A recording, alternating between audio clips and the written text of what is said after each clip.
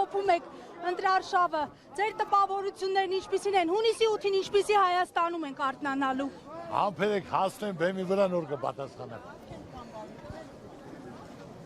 Բարև ձեզ, բարև ձեզ։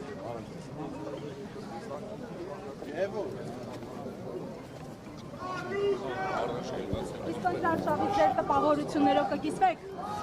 Իհարկե գիսեմ, որ շատ տպավորված եմ այդ ջերմության, վստահության, հարգանքի, որ իրոք այսօր ես զգացել եմ, որ մեր ժողովուրդը փոփոխություն է ուզում, ոչ թե սուտ խոսալ, ասել, կազմակերպել, մարդը պետք է շրջի գյուղերով, տարածքներով, վարչական շրջանով, իրոք զգա ժողովրդի ուզածը ինչ է ժողովուրդը սպասում։ Այդ ժամանակ արդեն արդարացի կլինի, ես բոլոր տեղերը շրջելով, լսելով, հասկանալով արձանագրել ենք հիմնական ժողովրդի խնդիրները, պրոբլեմները, որ մենք էլ խոստացել ենք եւ դա լուծումներն ենք գտել, որ լիարժեք առաջի հենց որոշման ժամանակ որ մեզ հրանցություն տրվի, անմիջապես դա բոլորը լուծելու ենք։ Հնարավորություն էլ կա, ցանկություն էլ կա, ծրագիր էլ կա, կապեր էլ կա, լավ թիմ էլ կա։ Պարոն Ծառուկյան, դուք բոլոր բնակավայրերում մարդկանց ասում եք սպասեք լավ փոփոխությունների։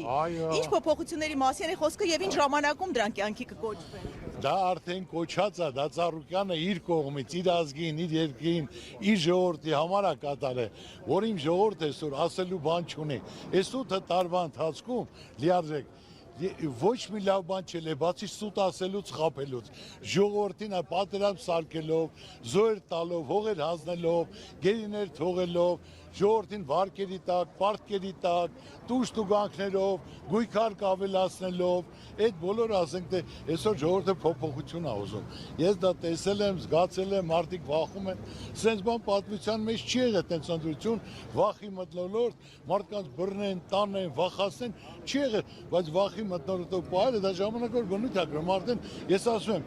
իրենց ոտի տակից հողը գնում է, սա պահելը անհնար է, այս վերջի մեկ ամսվա քարոզարշավի ընթացքում արդեն նկատել եմ, որ երկրի վիճակը բարդացել է, եւ մեր դիրքերը թուլացել է։ Ես 100 անգամ ասել եմ, որ մենք պետք է չխառնվենք գերպետությունների մեջ իրենց շահի հարցերով, որ մենք թակարդ ընկնենք։ Մենք այսօր թակարդի մեջ ենք եւ հիմնական այդ թակարդի պանիրն էլ մենք ենք։ Ինչի համար կռվախնձոր դառնանք եւ այսպես մեր ժողովուրդը ինչ է օգտվելու։ Բացի տուժելուց, բացի կորցնելուց։ Հեսա այնքան խոսացին, որ խաղություն եք բերել, խաղություն ինչ խաղություն, ուր է թուղթը։ Միայն բանավոր պայմանավորություններ, որ մենեք պետք է տան, բաժներ կատարեն, Թուրքիայի բաժները կատարեն։ Այդքան խոսալուց հետո մի հատ էլ Ռուսաստանի հետ տնտեսական պատերազմ սարքեցին, որ այսօր պետք է ասենք, թե տնտեսությունը ժողովուրդ պահողն է, պետություն պահողն է, հարկ տվողն է, փող տվողն է, ժողովրդին հիմնական հարցերը, ու այսօր բերեց այդ վիճակին, որ իրոք ասենք թե գործազրկություն, աղքատություն, սննկացում, սա է լինել, ուրիշ բան չկա։ Պարոն Ծառուկյան, այս ամենի համատեքստում շարունակում են հաթաթաններ տալ նաև ձեր հասցեին, վախեցնել սեփականությունը զրկելու։ Չկա, նա դրանով ոչ մի բանի չեն կարող ասել, Ծառուկյանը ոչ վախեցող է, ոչ այդ կանգնող է, այլ իր խոսքը պահելու է, նա կարողանում են թոլարժեք հարցերին պատասխանել։ Ես ինչ որ կա ասում եմ, ես այդ հարցերը բարձրացնում եմ եւ անհրաժեշտ է այսօր այդ հարցերը լուծել իմ երկրի, իմ ժողովրդի համար։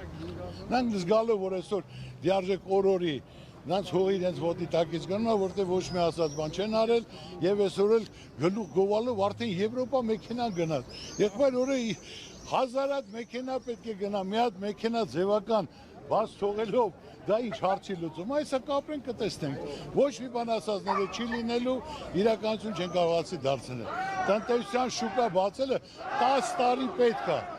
10 տարվա ընթացքում դա ինչ կարան անել։ Պարոն Ծառուկյան,